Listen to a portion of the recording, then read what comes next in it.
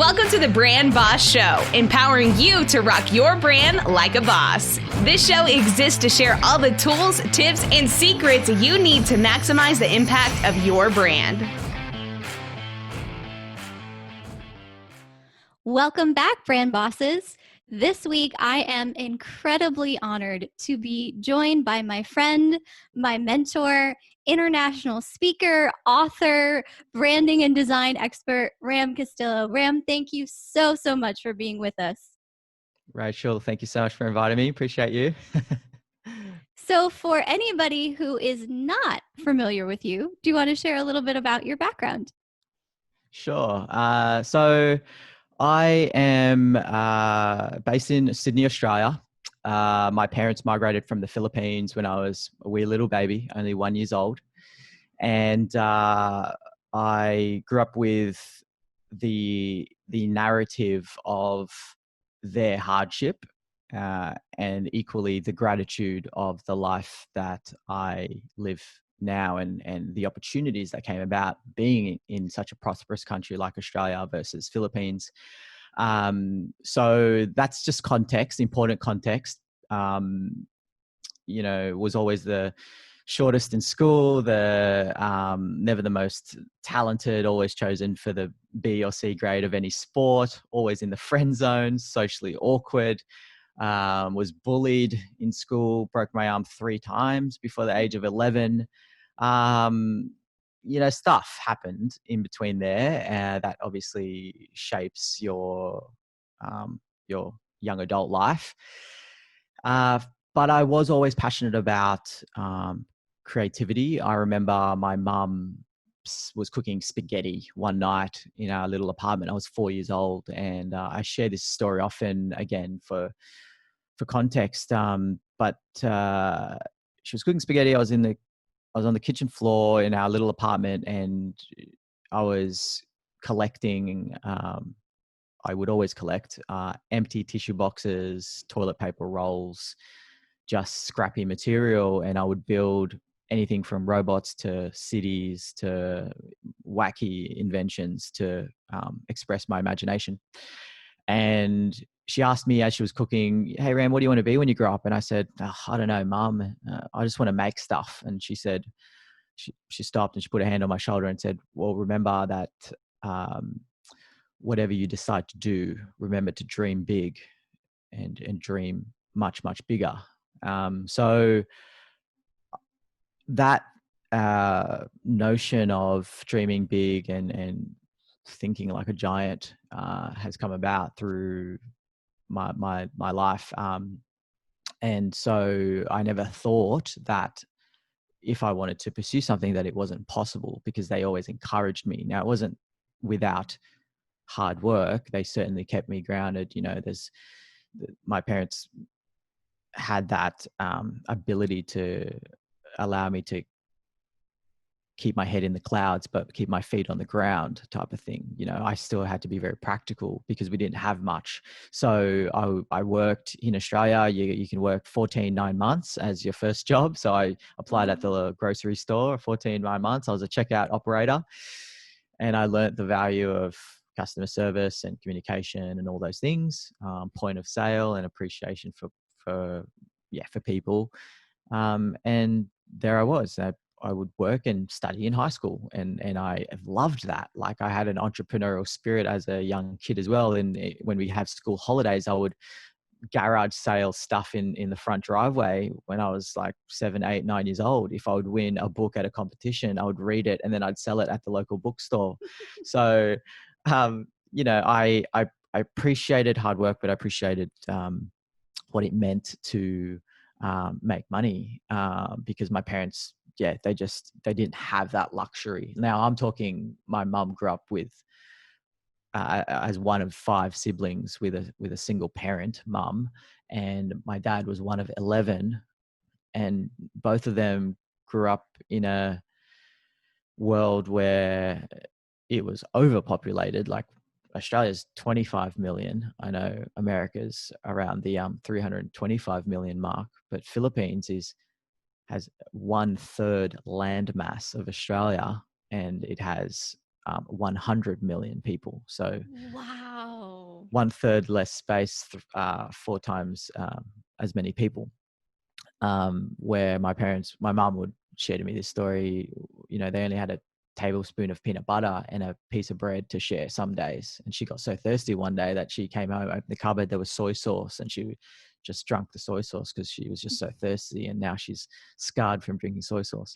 Um, but I still love soy sauce. So, and yeah, like fast tracking to what I enjoyed, it was creativity. And it just so happened that design was offered when I was in high school, as an option to explore, after high school rather. And it was the commercialized version of artistry. And so I pursued graphic design, and then I finished that in design college, and off I went. I started in the mailroom at Ogilvy and Mather, and I was able to go to design school. If not for this, it was why I was able to. But I got a scholarship to study design, and then was offered a role right after in the mailroom of all places. And people looked at me going, "Well, you studied under scholarship, and why are you taking a mailroom job?" And I was like, I've struck gold. This is amazing. Like, but some people didn't see it that way. And I still to this day am glad I did that, because within a week I was able to meet 350 people over 4 levels, and those connections were the springboard to launch my entire career. So I worked through some pretty big agencies through the years, 15th year now, coming into that in 2020s, my 15th year. I can't believe that, in the industry, and been fortunate to undertake roles including design director at DDB, working on McDonald's, Volkswagen, some financial services brands. And then more recently, I just finished up leading the digital design departments at Mercer Bell and Saatchi here in Sydney. And I was heavily involved with Qantas, Amex, and Toyota. And so leadership is something that I'm incredibly passionate about now, and helping creative businesses get unstuck through human-centered design, creative strategy, and through my own personal experiences of building my own brand. Because in tandem, and Rachel, you'd know this, of course, having being part of the community for many years now. But yeah, Giant Thinkers, I started in 2012, which started off as a blog. It was in tandem while working, but I just wanted to do more. So I started writing to my younger self on what I wish someone would have told me starting out in the industry, because I felt that, wow, 2012, that was my 8-year mark in the industry. And I was like, wow, this was actually tough to get to here. So I started writing about things that I wasn't taught in design school, such as how to write to a creative director, how to act and operate in an interview situation. What is this thing called tone of voice, body language? What is this thing called networking? All those things. So that led me to writing my first book at the time, and I launched that in 2014, How to Get a Job as a Designer. And then my second book, How to Get a Mentor as a Designer, in 2016. Did 2 USA tours, launched a speaking career that I never planned. But amongst that, of course, launching a podcast as well called Giant Thinkers. So I definitely am aware of what makes a strong brand, doing it for enterprise level clients, but also taking those learnings and applying it to my own brand. So that's a bit about me. And now I do a lot of advisory, and I coach and I consult businesses, and am on the advisory board for some companies. And yeah, for me, it's a lot now to do with decision making. How can people make better, more informed, more empowered decisions through design thinking? And that's something that we can unpack in this episode if you'd like. Sure, absolutely. Yeah, just to jump in there for a minute, you are an incredible coach. And I connected with Ram, just a little quick backstory on how we connected. So, when I first launched my business full time, I watched a lot of Creative Live. And Ram was one of those that I watched. And he was talking about launching your business. And it just was so applicable to where I was at the time. And then I stalked him on all the things, and I found his Giant Thinkers blog and read it. And it was like he was speaking right to me. And so I just wrote a comment and thanked him for, it was one of those days when it's just something you really need to hear. And it was exactly what I needed to hear that day. And so I just thanked him for it. And then the next thing that I knew, he sent me a Facebook friend request, which blew me away. And that became a friendship and a mentorship and coaching. And just, I'm just so grateful for you. And you're somebody who, like, everything, I want all of you brand bosses to know, everything that he just said, he's lived. Like, you, to me, Ram, you model perseverance. You model looking for opportunity in every situation, and I've had the privilege of watching you live that out over the past few years. So thank you for your expertise. Thank you for your wisdom. And thank you for being real. I appreciate that so much about you. Thank you. I appreciate that.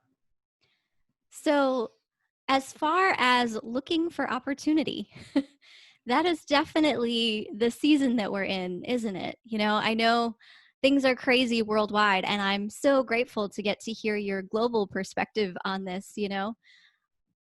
What are some of the opportunities that you're seeing in the midst of what's going on right now? So I think firstly, we've got to identify the phases that there are and the phase that we're in. I think I'd describe this as a 3-phase experience. The first is our current state, which is the survival state, right? Like, we are clearly hoarding and fighting over these bare essentials, and the seemingly extreme is playing out. So we're in survival mode. Phase 1. Phase 2 is, and some people are already in this, but there's the transitionary period where some stop fighting and accepting the change that's already occurring and start adapting and looking for, as you said, opportunities. And then eventually we will all arrive at the new norm, as people are calling it, or the new world, similar to what happened at 2009 and 9/11, where, 2000, that was 2000, right? Yeah, Yeah. 9/11. Yeah, so wow, ages ago. So 2000, 9/11, it was very scary for everyone, and obviously there was an economic impact there too. So many lives lost, and there was this high emotion of fear, and so naturally there was a heightened level of security and body checks and more authoritative people visually seen around the world. And now that's normal, but at the time it wasn't normal, right? Like, we didn't need that level of strictness kind of thing. So what's the new norm now? Well, post COVID, it will probably be, mandatory to have temp checkers, temperature checkers. It will be normal to wear gloves, masks for people at a certain age. It will be normal to have sanitizer pumps everywhere. Like, that's just going to be normal. And beyond, right? Who knows what other things are going to come out of this? But back to the opportunities that we have here. As brands and businesses that are listening to this, I think the most important thing to do that right now is a few things. One is to understand that this is the greatest opportunity of all time to build loyalty and community. And I say that because it's not the time for profiteering. In fact, if you try to sell something right now, you're probably going to do yourself some damage, because people, like I said, are in survival mode. So if you reorient your service and skills to the needs of people now, to the needs of where there is the most need, you're going to come out of this on top. Because like what we were talking about earlier, Rachel, with some of my friends who are, let's say, in the hospitality industry. So a friend of mine who hopped on a webinar with me recently, he has 9 Italian restaurants, fine dining style. You'd think, oh, wow, horrible time for him. But he is so damn busy. A couple of things he's done within 10 days. So he got a heads up from his friends in Italy, and then he started making adjustments before it really hit here in Australia. So what he did was he reverted back to why he started the business in the first place. So many years ago, it actually was a wholesale distribution business where he would make frozen pizza bases.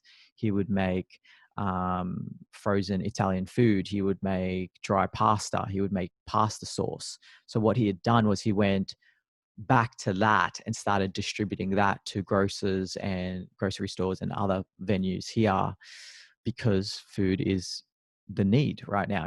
That's the essential. So he was even doing things like packaging dry pasta and pasta sauce and selling that as pasta kits via Uber Eats, and frozen pizza bases in bulk to other places across Australia. And he's swamped. He's so busy. He even did an experiment where he noticed that there was a lot of veggies because the meat was getting consumed and hoarded as well.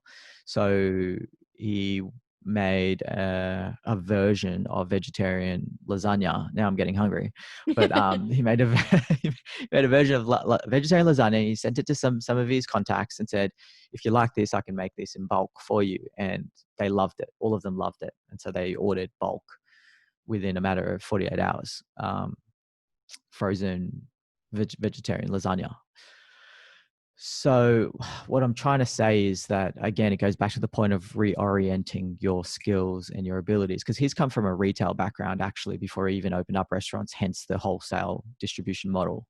So in order to reorient your skills, just ask your audience, how can I help you?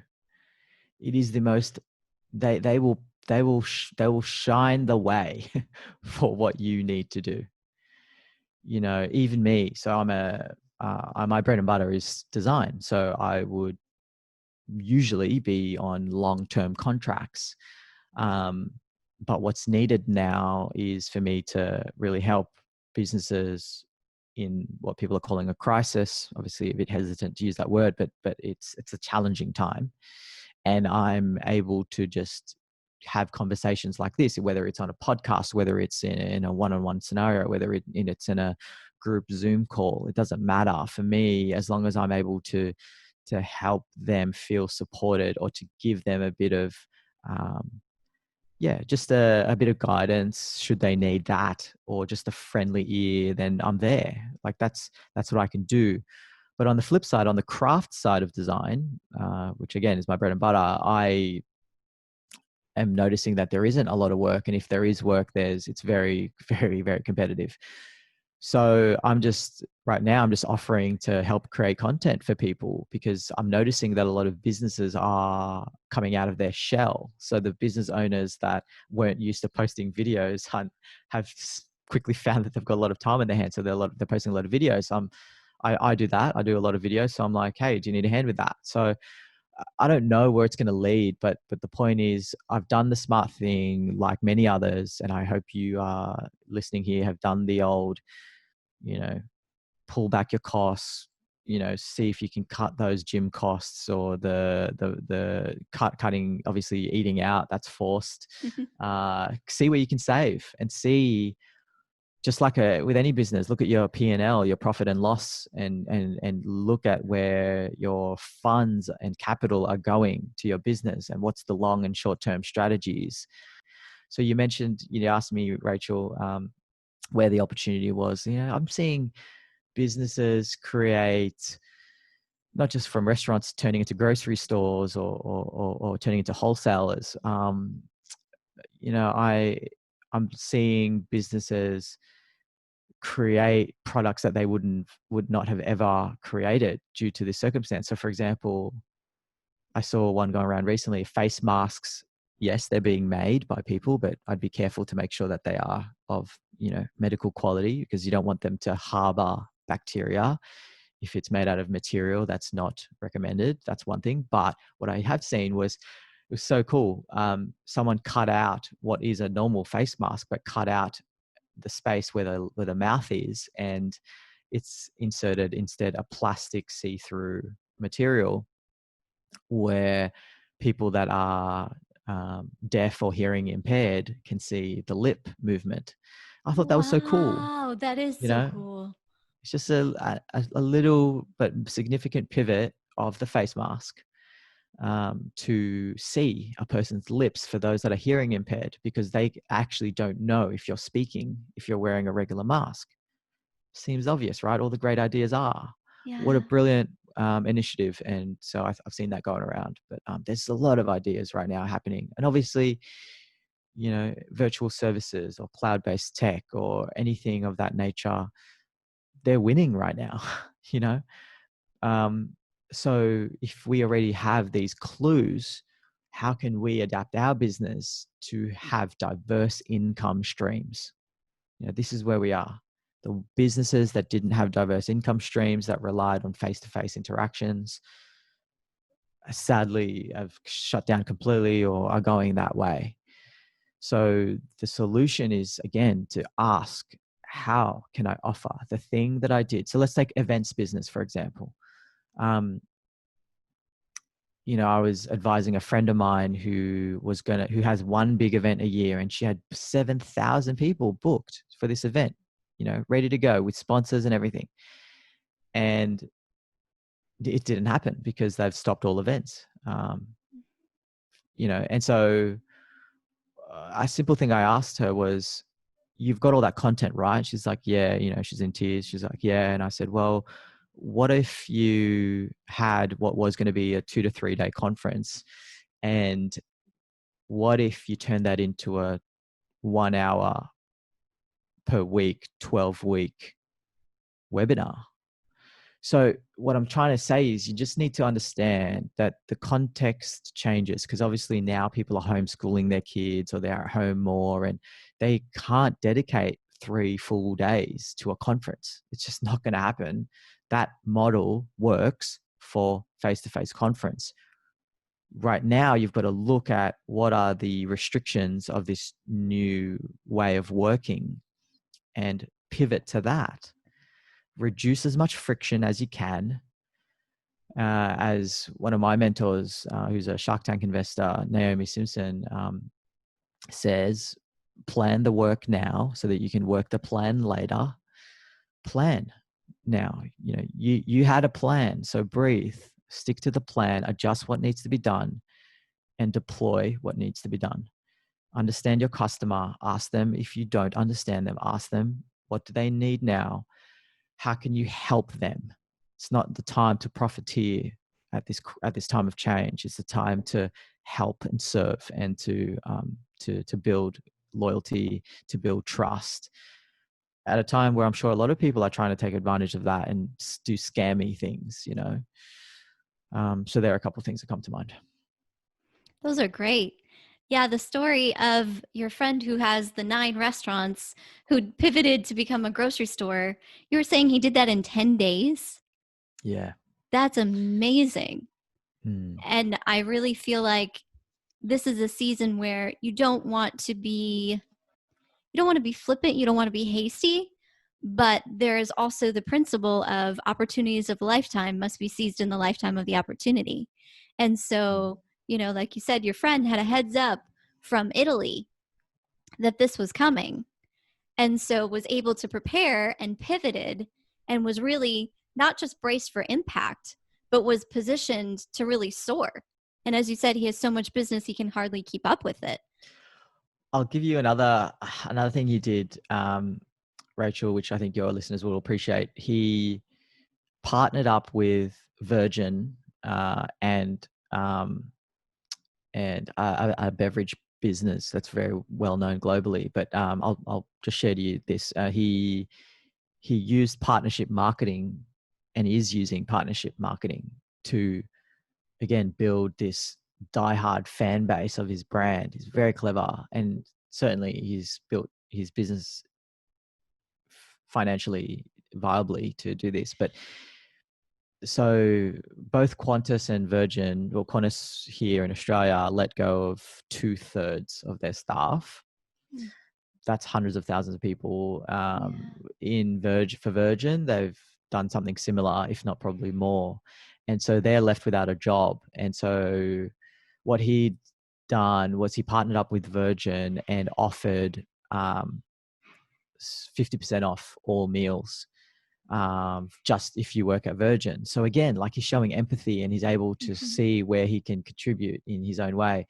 And for hospitality workers in general, if you're a bartender or a waiter or something like that, he partnered up with a big beverage brand. They're putting in 50%, and then he's putting in 50%, and he's giving away over 4,000 meals to hospitality, free meals. So you can come to his restaurant, order the takeaway or order through the app, and get a free meal if you're a hospitality worker, fully paid for, but 50% by his business and then 50% by another business. And then with his staff, he has 300 plus staff, and he had to manage and cut them from what was 100% of their capacity down to maybe 20%. So he's being very accurate and precise about how he is going to operate now. But he wants to keep them busy as much as possible. But naturally, if he's had to let people go, he's trying to let them go only temporarily. Sure. So that, yeah. Sure. Yeah. So many adjustments and changes and pivots and all that kind of stuff. I love how you touched on, though, that he collaborated with Virgin, that he collaborated, with this, that he's really collaborating, essentially the wholesale side of things. He's really collaborating with those distributors, right? And so one of the bright spots for me in this, very often it's in the dark that the light shines the brightest.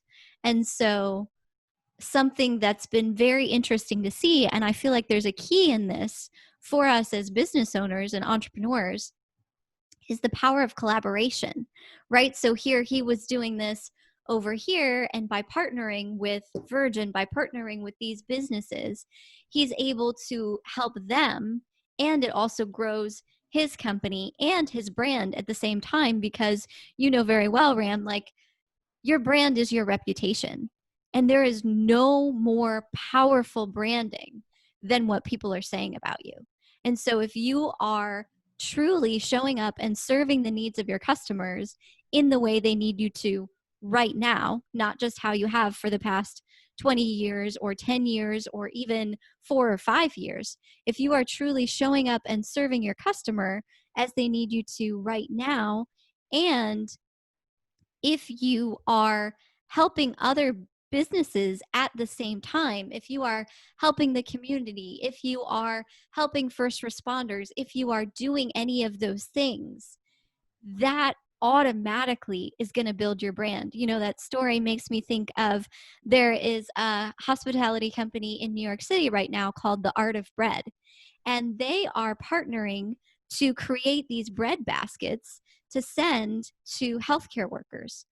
They also have a, get one, give one program. So you can get a bread basket that's delivered to you with all kinds of amazing New York bagels and everything, and give one to a first responder or a family member or somebody in need. And so they're also partnering with a hospitality staffing company called Spin Gig. And so a lot of those workers are now out of work.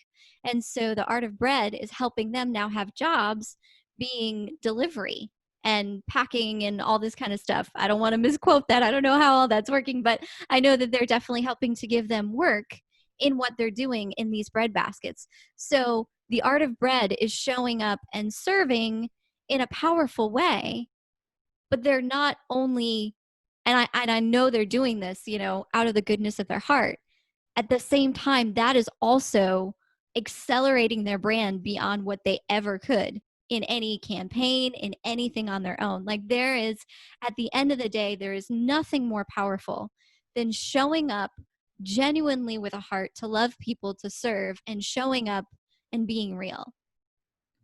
Would you agree with Yeah, that? no, totally. And I think what you pinpointed there as well was and tying in with what I said earlier as well, it's just looking at what can your business do within the resources that you have, because some businesses might not be able to even afford to deploy that type of program. But if you are one of the fortunate, lucky ones that can, then do it. Like, it's time, right? Like, if you can build brand equity by doing a give one, get one, give one type of program, then amazing. I think we also have to really question and understand that this, the usual revenue that you had, is that's not what you're going to get at this current time. Like, that's, the market won't pay for your usual rate or for your usual price. It's just not going to happen. And I think it's important to adapt from a price point of view as well, just temporarily. And I think it's an important distinction, because I think people get so caught up. Like, for example, in many places in Sydney anyway, and I've noticed this in some major cities, but it costs more to dine in versus to take out. So they put a little bit of a price hike on business, on sitting inside the restaurant, for example. And I walked past this one place that I used to go to, and I wanted to support them, and I just got some takeaway, and they were still keeping the same price. And I'm like, it's crazy. Like, and then I kind of just asked him, because I wanted to help him, and he knew me, and he ended up giving me a discount, and certainly understand that times are tough, but you do have to take your losses and take your wins as they are, and you have to look at it like that at this current time. It's what I can get for this new pricing model is temporary, and it's just going to keep me afloat, and that's fine, because you're in survival mode. At the same time, if you can do that and build a brand, great. Build brand equity, build loyalty, and all that. But what I'm finding is that a lot of business are still stubborn and not willing to even adapt for the sake of survival. They're the ones that prefer no customers than some at a discount. Because again, it's the psychology of the now, which is, I just need to survive because I don't know how long this is going to have to be ridden out for. So how would you balance that with, because I do think that's true. I think so much of what is happening right now and what is so important for business owners to be aware of is it's really being sensitive to your customer. It really is. It's really about, what do they need? How can they help? Not selling toilet paper for $40 a roll, not, all of these things. Like, how can you be sensitive to what your customer needs and meeting them on their level? And then also having it make sense for you. Because I know that as a business owner, sometimes, particularly, we want to help out of the goodness of our hearts. And yet, if you do that, that's not necessarily a bad thing, but it can sabotage your business. So where do you think is that balance? And I know I'm kind of putting you on the spot with a tricky question, but where is that balance between showing up and meeting your customer where where they're at, serving the community, really like in this season being one of those people who's coming into it with generosity, and yet also being aware of making sure that you don't throw business sense out the window while you do that? Sure. So I'll give you an example. The weekend that just passed, someone in my network posted what they made as a restaurant, a different restaurant, small little one that is now operating just under takeaway. And although encouraging people to come in and pick up your order at a distance, still having to use those things like Uber Eats and other meal delivery platforms. this person posted just transparently how much they made that weekend under Uber Eats, and it was $2,000 over the weekend for that little cafe restaurant type thing. And of that 2,000, the fees for Uber Eats were $900. Okay. And so obviously this has created some controversy within the communities here and just in general, I guess, just with the high fees for delivery platforms. So what I would recommend as an example is tell your customers, look how much they're getting if you order Uber Eats. We encourage you to have to choose personal pickup yourself, and we'll have them at a distance there wait for you. You just yell your ticket number or whatever, and grab the one that's tagged, right? But what I'm trying to get at is ensuring that you are making it motivating for them as well, right? So all they care as a customer is, I need to eat, and so I've got choices. If you're a choice, what are the reasons why I would choose you? Well, A, you're just around the corner. You're a local business. I've built rapport with you. Of course, you're high on my list to pick up takeaway. Plus, I'm knackered. I'm buggered from teaching my kids all day, working, blah, blah.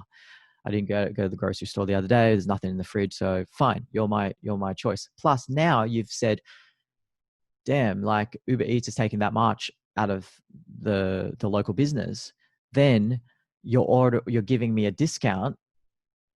Bam, you've won, right? Like even with a discount, the business is still probably better off than the massive amount that Uber Eats is taking out of a small business like that one I just mentioned.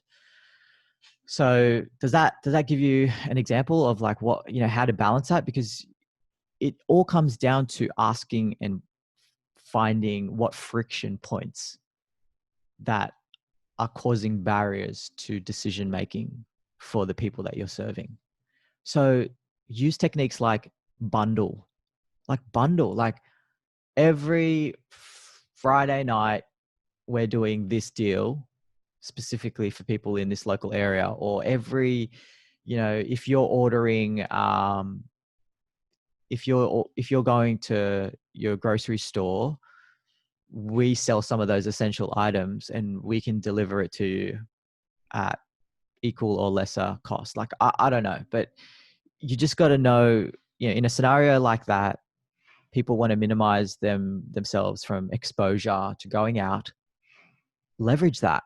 Like, how can you help them achieve their needs? Because we're just talking about human needs that all come back to safety and feeling safe and feeling like they are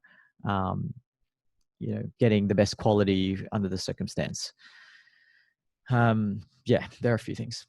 Sure. And I know you mentioned and we talked about that collaboration.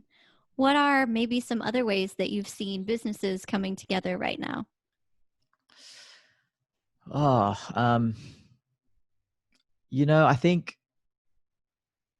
think they come out organically, given that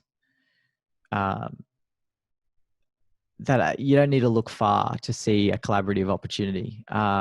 So, for example,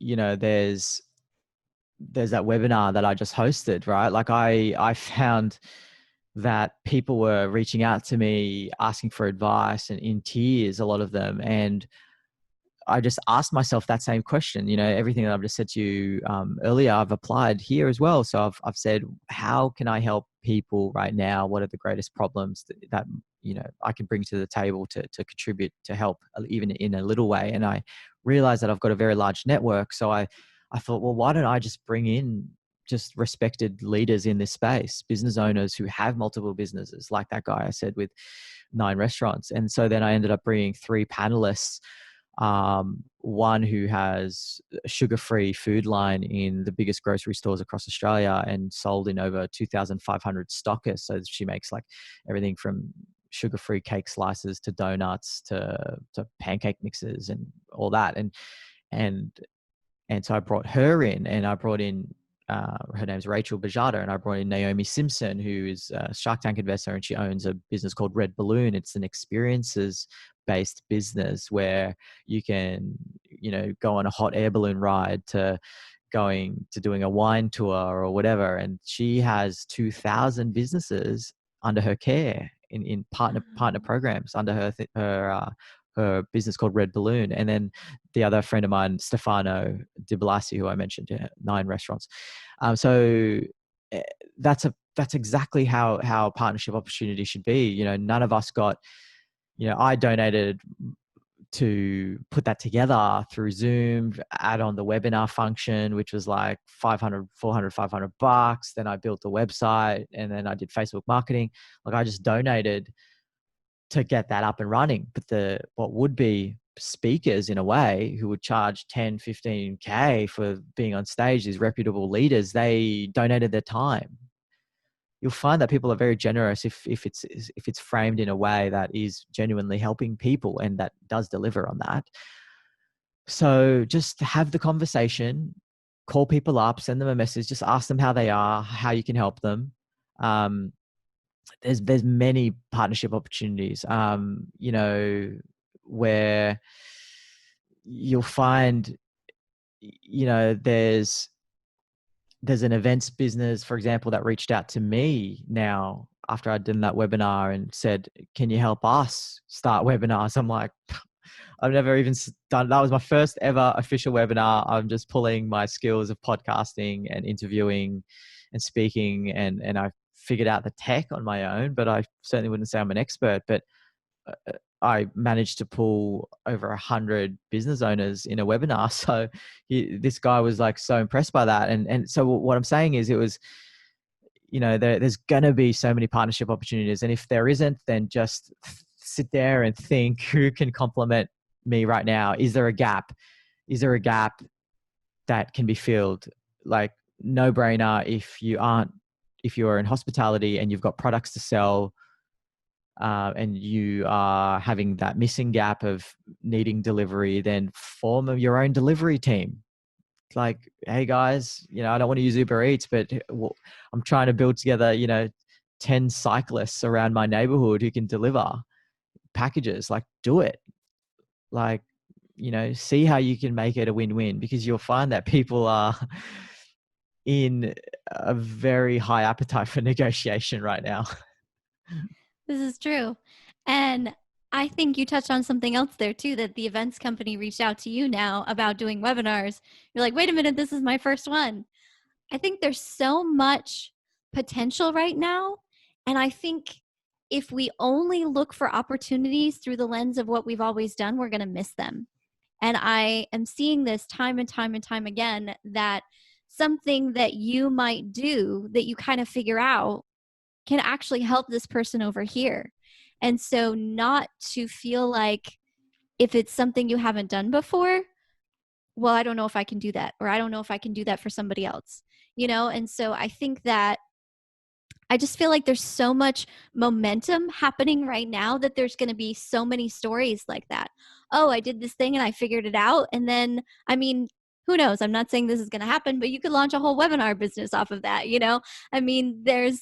it's just amazing when you think outside of the box, when you really think like a creative, when you really have some giant thinking, you start to see possibility all over the place.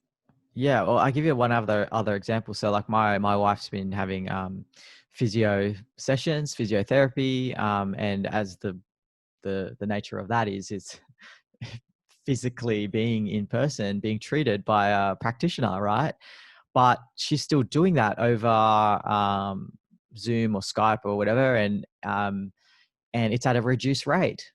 That's how it is. So she's the physical physiotherapist clinic that we go to, it's still open, and then they stagger their clients, and they got the windows open, and it's only 1-to-1, it's strict, and it's hygienic, all that. They're doing their best, but even then people are still not wanting to go there because they've made it an option. You can come in at the normal rate, or we can do a Skype call, and then I will guide you through it through audio and video and assess you and do all the usual stuff. And it's going to be at a reduced rate. So again, they've never done that before. And traditionally, any medical type service will never do anything over, unless it's a tele service, tele doctor service. But traditionally, they wouldn't see clients or patients via video or audio. But now there's no choice because we're in lockdown. So Yeah. And anyway. something like physical therapy, I mean, usually that's a literally very hands-on kind of Correct. thing. And so for them to be able to adapt and figure it out, I really believe that everything in life is figure outable. And so it's just having the eyes to see it and look for the possibility, not having only eyes to see the problem. And so I think that's so cool. And if you're not looking beyond only what you see in front of you, you're going to miss it. And one of the things I think that keeps us from looking beyond where we've been is fear. Or, I don't know how I'm going to do this. I don't know how I'm going to do a webinar. I've never done a webinar before. I'm a physical therapist. I don't know how I could possibly treat somebody if I can't actually, have hands on the muscle to, manipulate it the way it needs to be, whatever. The things that make us nervous, right? That's really what it is. We're nervous about doing them is because we've never done them before. Doesn't mean we can't do them. Doesn't mean we can't figure it out. Also doesn't mean we're going to be a pro the first time. But it's so many times the things that keep us from seeing the opportunity in front of us is fear or our own nervousness. And I know this is something that you have so much insight into. So would you share some of that with us? Yeah, I would say fear is certainly definitely a big part of it. I mean, another part of it is ego as well. So I'll speak to those two because what I find is that sometimes they're intertwined as well, right? So, I've worked with people who have operated businesses and they've been the global head of operations for 25 years at these large agencies or companies, and they do the right thing by asking the business owner, the business employees, trying to co-design what better looks like for the business. And then, things like, why aren't we using Slack, or why aren't we using cloud-based technology, or why are we still stuck on this, on, an email that isn't cloud-based even? Like, honestly, it happens. And then they take all of that and it's like a 95% skew to here are what we suggest. And then they still don't implement it. It's because they're stuck in their own ways and they're afraid that if things change beyond their knowledge, that they feel out of control. There's always fear associated to the unknown. But what I have found with things like, webinar, like I didn't know what I was doing. Like I didn't want to damage my own brand by hosting a half-baked, successful, only a half successful type of event.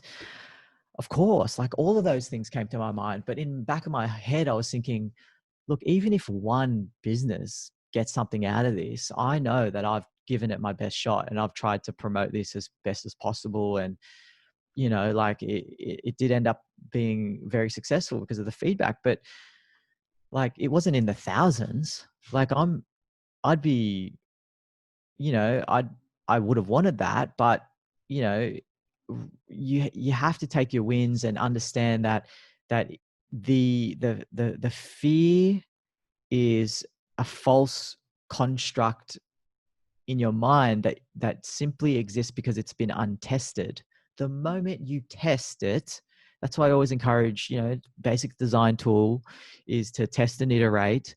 Don't assume, test the minimum viable version of the thing and see how it goes, right? Like just see how it goes. And with the ego thing, just to speak to that a little bit, like a lot of the times we associate decisions with our identity.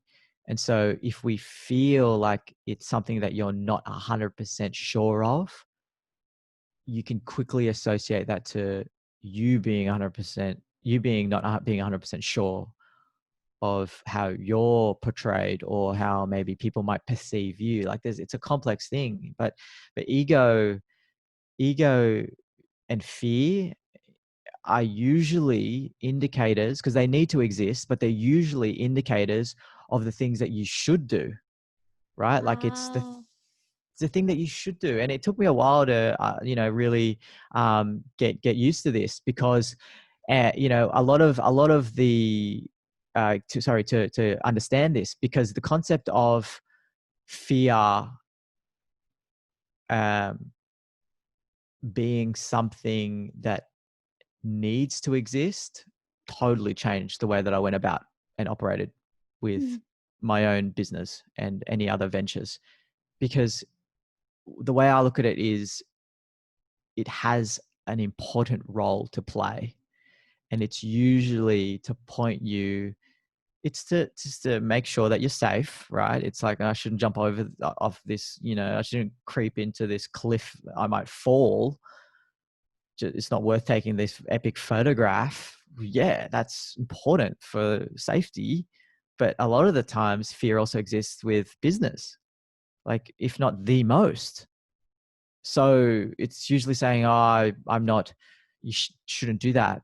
But really it's, you should do it. You should launch the business. You should start a podcast. You should start that delivery business now. You should go and digitize your business now. Like, it's because you should do it. That it's just because you are comfortable that you are being told that voice that says you should do it. It's trying to protect you, and have a conversation with that fear and say, I know what you're doing and I appreciate you looking out for me, but I don't need you right now. Yeah, that's so powerful. You know, that's really the key. It's the unknown.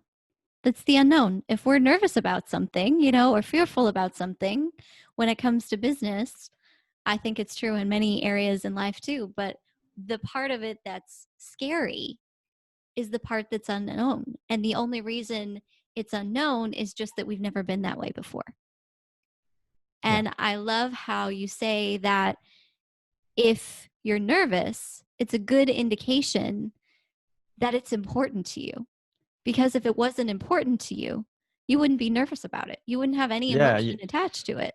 You were sharing before we started that, I was good until just a few minutes prior to starting the podcast. You started getting a bit of dry mouth, and I say I get dry mouth all the time, like before I speak or before I'm about to interview someone else as well. And I said to you, that it's, for me, my experience has been that it's a good thing. It's the nerves saying that it's important to you, because wrapped up in that is also excitement and newness and learning. And some of my friends say that comfort zones are danger zones, because you're just, when you're comfortable, you're not, nothing is growing out of that comfort. It's just, you're just existing, and I firmly believe that we are here to help and serve. And my motto is to live with generosity, to follow with care. We're made to be more than just existing and to just be comfortable. Like, we're meant to do more for each other, and we all have different gifts, and that looks like different things, and it can be expressed in different ways. But yeah, embrace the dry mouth. That'll be my quote for this episode. Embrace the dry mouth. They're like, is this a medical episode? What's going on? Anyway. No, that's so good. It really is. It's embrace the nervousness. My mentor, Dan Morey, says that he learned to reframe nerves as excitement. And so because, the things that are happening in your body, the physical responses are the same for nervousness and excitement. And when you reframe it as excitement, oh, I'm so nervous to speak. I'm so nervous to do this webinar. See, there's the dry mouth again. I'm so nervous to hop on this podcast. Like, when you reframe it as, I'm so excited to launch this delivery service. I'm so excited to turn my restaurant into a grocery store. I'm so excited to take on this thing that I didn't know that I could do, but I probably should have been doing this whole time.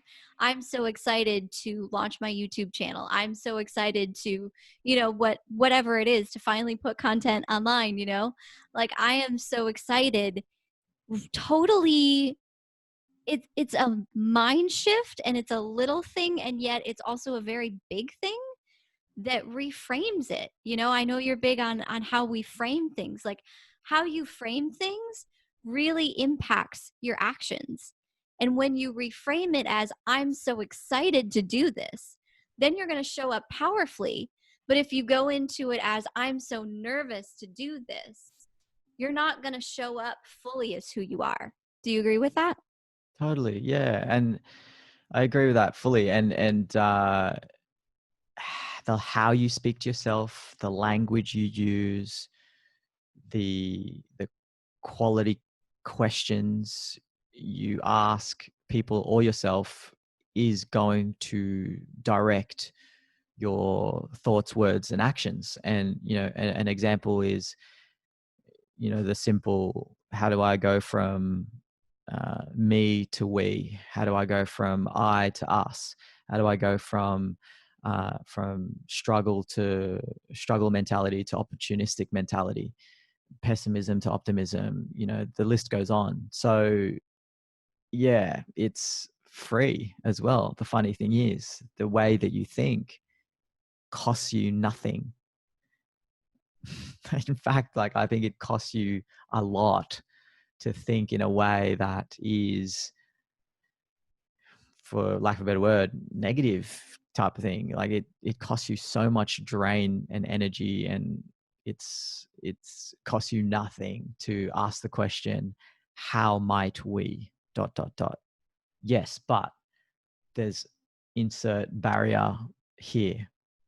Yes, despite the fact, how might we ...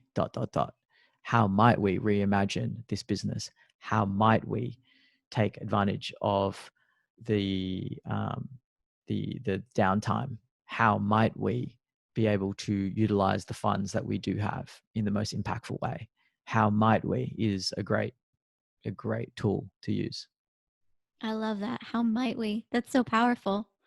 What else would you say to any business owner who finds themselves right now either knowing they need to adapt and they don't know where to begin, or just really kind of struggling? What would you say to them?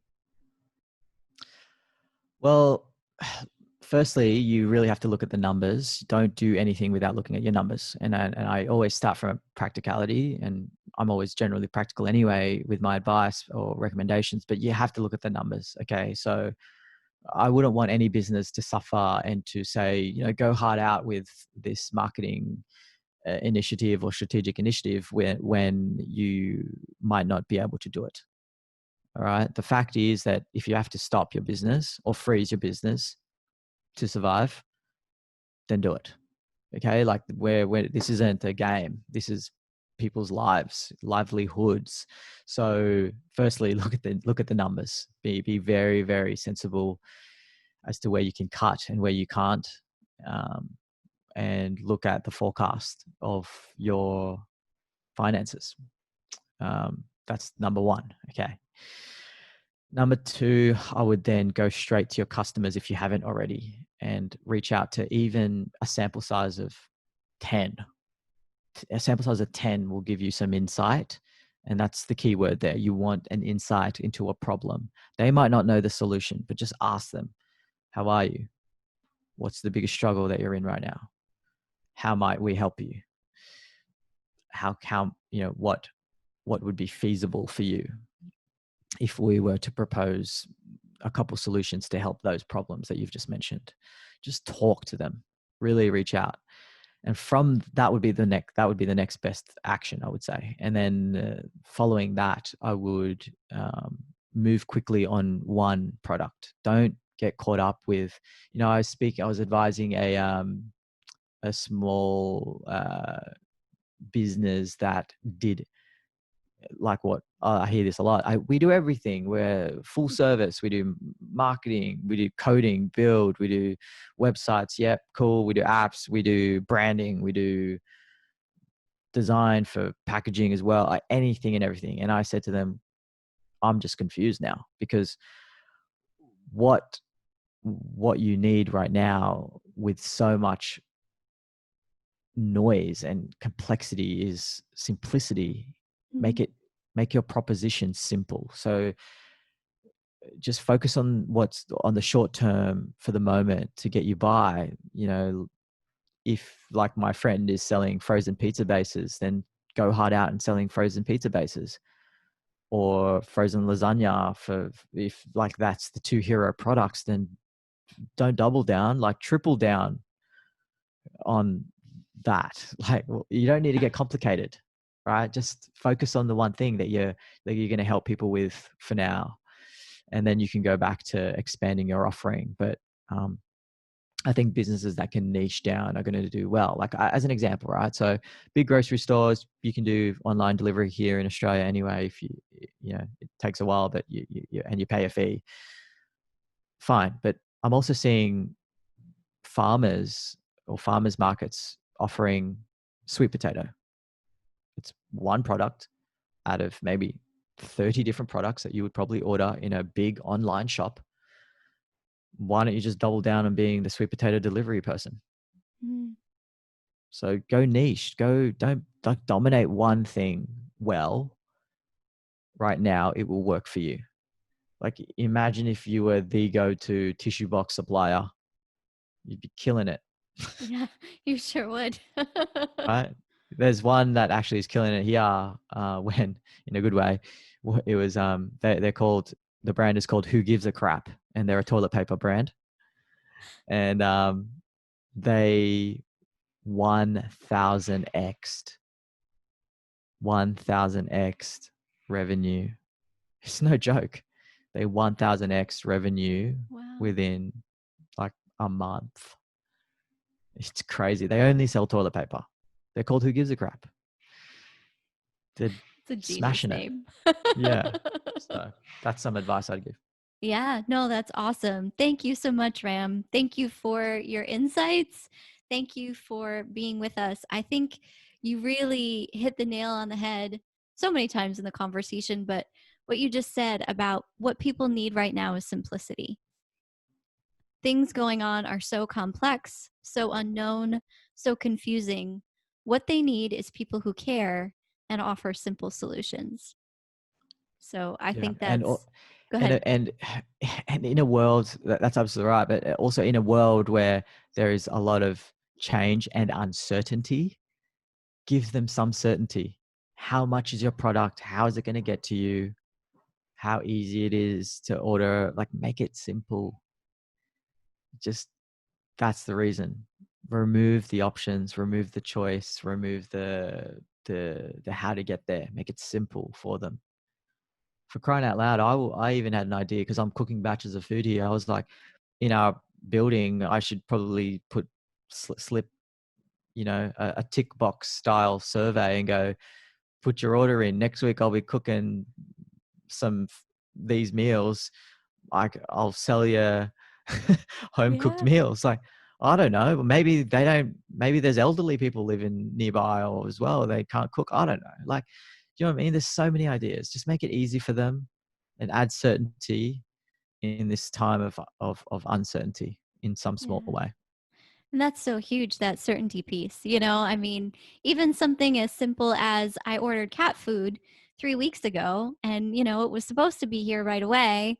And then I got the notification, your shipment has been delayed. Your shipment has been delayed. Your shipment has been delayed. So I'm sitting here going, okay, is this cat food going to come in time? There is so much uncertainty, even in little tiny things. When I go to the grocery store, will there be toilet paper? I think that's such a powerful key that you just hit on too, about giving people certainty, because when everything is unknown So and we feel out of control, go ahead, yeah, jump in. I was just gonna say that's a perfect, that again right there. There's an insight.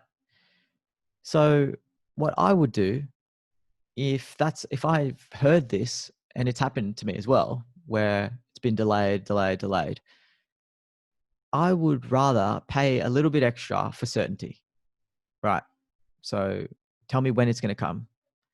And if you can guarantee that it's going to arrive there, and obviously you can put a guarantee in and put a caveat in your legals to say that if in the event that it doesn't arrive, then we'll reimburse you, fine. But most of the time you'll hit that guarantee if you have the plan and the logistics in place to deliver that promise. So like I said, you might very well be better off hiring 5 drivers in your local area who are the drivers, and they're in work, and you're guaranteeing a more premium offering by guaranteeing the delivery. That's an opportunity right there. That could very well tip you 25% more sales than the next person. Absolutely. Just a competitive advantage. You gotta play with the needs. The needs are staring you right in the face. That's what you offer your customers. What they need, not what you think they need. What they need now. So good. That's so good. I just want to keep talking to you, but but no, thank you so much for being with us, for sharing your wisdom. How can brand bosses connect with you moving forward? Just on my Instagram, the Giant Thinker is where I'm most active. I'd love to hear from anyone listening. Send me a DM. I leave no DM or comment behind.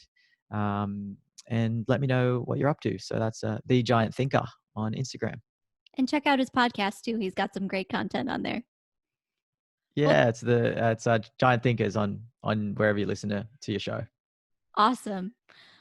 Well, we hope you found great value in today's episode. If you did, please rate, review, subscribe, and share with your friends. We want to equip as many as we can to go out and rock your brand like a boss. We'll catch you on the next episode. Keep rocking.